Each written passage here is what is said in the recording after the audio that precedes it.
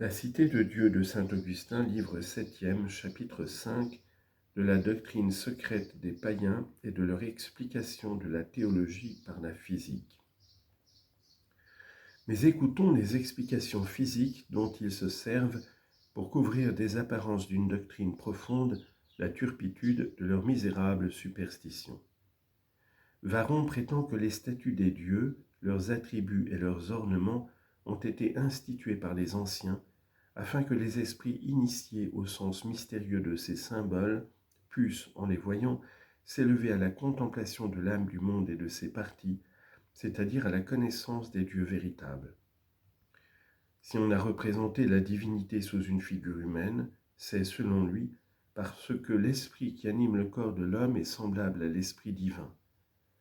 Supposez, dit-il, qu'on se serve de différents vases pour distinguer les dieux, un œnophore, on dit en note, vase pour conserver ou transporter du vin, fin de note. Un œnophore placé dans le temple de Bacchus servira à désigner le vin. Le contenant sera le signe du contenu. C'est ainsi qu'une statue de forme humaine est le symbole de l'âme raisonnable dont le corps humain est comme le vase et qui par son essence est semblable à l'âme des dieux. Voilà les mystères de la doctrine où Varron avait pénétré et qu'il a voulu révéler au monde.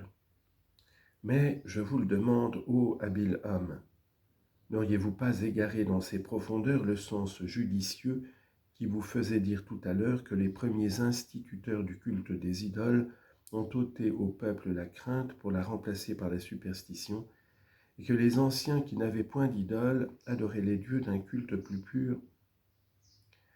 C'est l'autorité de ces vieux Romains qui vous a donné la hardiesse de parler de la sorte à leurs descendants. Et peut-être, si l'Antiquité eût adoré des idoles, eussiez-vous enseveli dans un silence discret cet hommage à la vérité, et célébré d'une voix plus pompeuse encore et plus complaisante les mystères de sagesse cachés sous une vaine et pernicieuse idolâtrie. Et cependant, tous ces mystères n'ont pu élever votre âme, malgré les trésors de science et de lumière que nous aimons à y reconnaître et qui redoublent nos regrets jusqu'à la connaissance de son Dieu, de ce Dieu qui est son principe créateur et non sa substance, dont elle n'est point une partie mais une production, qui n'est pas l'âme de toute chose, mais l'auteur de toutes les âmes, et la source unique de la béatitude pour celles qui se montrent touchées de ses dons. Au surplus, que signifient au fond et que valent les mystères du paganisme? C'est ce que nous aurons tout à l'heure à examiner de près. Constatons dès ce moment cet aveu de Varron que l'âme du monde et ses parties sont les dieux véritables, d'où il suit que toute sa théologie, même la naturelle qu'il tient en si haute estime, ne s'est pas élevée au-dessus de l'idée de l'âme raisonnable. Il s'étend du reste fort peu sur cette théologie naturelle dans le livre où il en parle, et nous verrons si, avec ses explications physiologiques, il parvient à y ramener cette partie de la théologie civile qui regarde les dieux choisis. S'il le fait, toute la théologie sera théologie naturelle. Et alors, quel besoin d'en séparer si soigneusement la théologie civile? Veut-il que cette séparation soit légitime? En ce cas, la théologie naturelle qui lui plaît si fort n'étant déjà pas la théologie vraie, puisqu'elle s'arrête à l'âme et ne s'élève pas jusqu'au vrai Dieu créateur de l'âme, à combien plus forte raison la théologie civile sera-t-elle méprisable ou fausse, puisqu'elle s'attache presque uniquement à la nature corporelle, comme on pourra le voir par quelques-unes des savantes et subtiles explications que j'aurai à citer dans la suite. Chapitre 7. De cette opinion de Varron que Dieu est l'âme du monde et qu'il comprend en soi une multitude d'âmes particulières dont l'essence est divine. Varron dit encore dans son introduction à la théologie naturelle qu'il croit que Dieu est l'âme du monde ou du cosmos, comme parlent les Grecs, et que ce monde est Dieu. Mais de même qu'un homme sage, quoique formé d'une âme et d'un corps, est appelé sage à cause de son âme, ainsi le monde est appelé Dieu à cause de l'âme qui le gouverne, bien qu'il soit également composé d'une âme et d'un corps. Il semble ici que Varron reconnaisse en quelque façon l'unité de Dieu. Mais pour faire en même temps la part du polythéisme, il ajoute que le monde est divisé en deux parties, le ciel et la terre. Le ciel en deux autres, l'éther et l'air, la terre de même en eau et en continent. Que l'éther occupe la région la plus haute, l'air la seconde, l'eau la troisième, la terre enfin la plus basse région. Que ces quatre éléments sont remplis d'âmes, le feu et l'air, d'âmes immortelles, l'eau et l'air, d'âmes mortelles. Que dans l'espace qui s'étend depuis la limite circulaire du ciel jusqu'au cercle de la lune, habitent les âmes éthérées, qui sont les astres et les étoiles, dieux célestes, visibles au sens en même temps qu'intelligibles à la raison. Qu'entre la sphère lunaire et la partie de l'air où se forment les nuées et les vents, habitent les âmes aériennes, que l'esprit conçoit sans que les yeux les puissent voir, c'est-à-dire les héros, les lards, les génies. Voilà l'abrégé que nous offre Varron de sa théologie naturelle, qui est aussi celle d'un grand nombre de philosophes. Nous aurons à l'examiner à fond quand ce qui nous reste à dire sur la théologie civile relativement au Dieu choisi aura été conduit à bonne fin avec la grâce de Dieu. Chapitre 7. Était-il raisonnable de faire deux divinités, de Janus et de Terme ?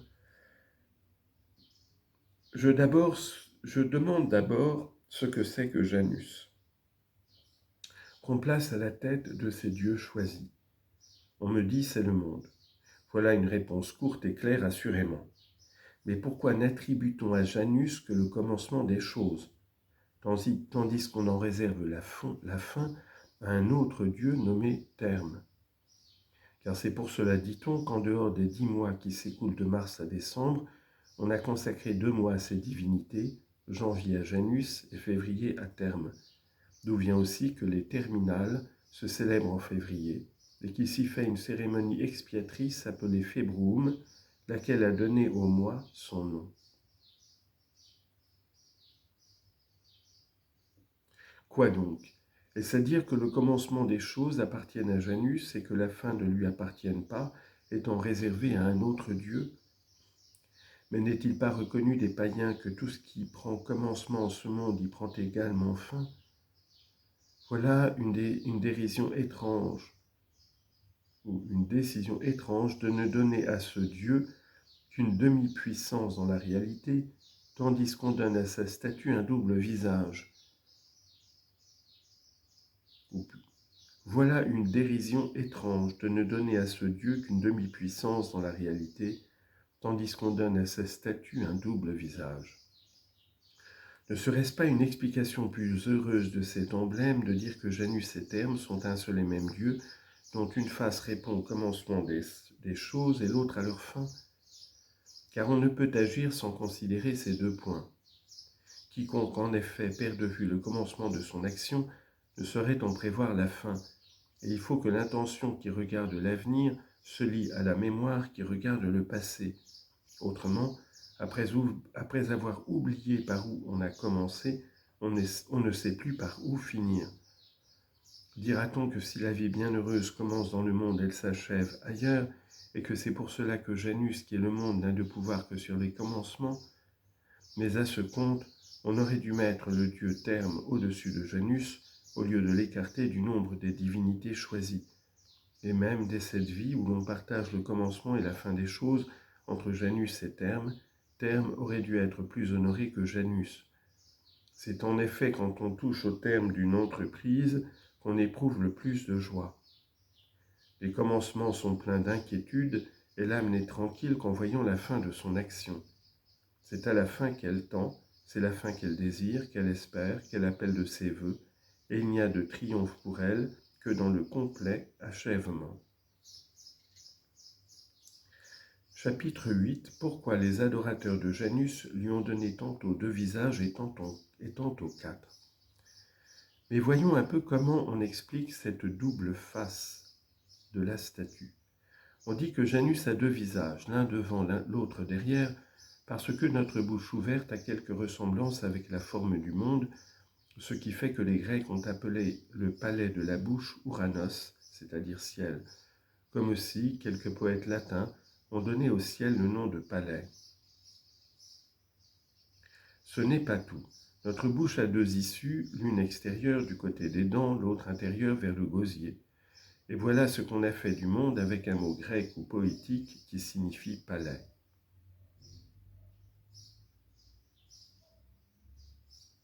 On lit en note, on ne trouve nulle part, ni dans Plutarque, ni dans Macrobe, ni dans Servius, aucune trace de cette étrange théorie du dieu Janus que saint Augustin paraît emprunter à Varron. Fin de note. Mais quel rapport y a-t-il entre tout cela et l'âme et la vie éternelle? Qu'on adore ce Dieu seulement pour la salive qui entre ou sort sous le ciel du palais, je le veux bien.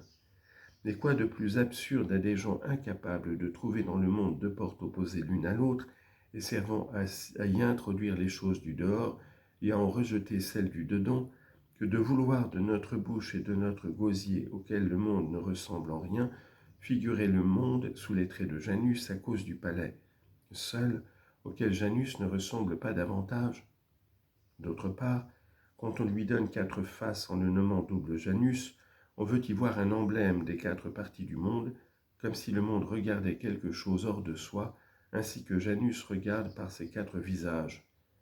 Et puis, si Janus est le monde, et si le monde a quatre parties, il s'ensuit que le Janus à deux faces est une fausse image, ou si elle est vraie en ce sens que l'Orient et l'Occident embrassent le monde entier, l'emblème ne laisse pas d'être faux à un autre point de vue, car en considérant les deux parties du monde, le septentrion et le midi, nous ne disons pas que le monde est double, comme on appelle double le Janus à quatre visages. Toujours est-il que si on a trouvé dans la bouche de l'homme une analogie avec le Janus à double visage, on ne saurait trouver dans le monde rien qui ressemble aux quatre portes figurées par les quatre visages de Janus, à moins que Neptune n'arrive au secours des interprètes, tenant à la main un poisson qui ouvre la bouche et le gosier, nous présente à droite et à gauche la double ouverture de ses ouïes. Et cependant, avec toutes ces portes, il n'en est pas une seule par laquelle l'âme puisse échapper aux vaines superstitions, à moins qu'elle n'écoute la vérité qui a dit « Je suis la porte ». Jean chapitre 10, verset 9.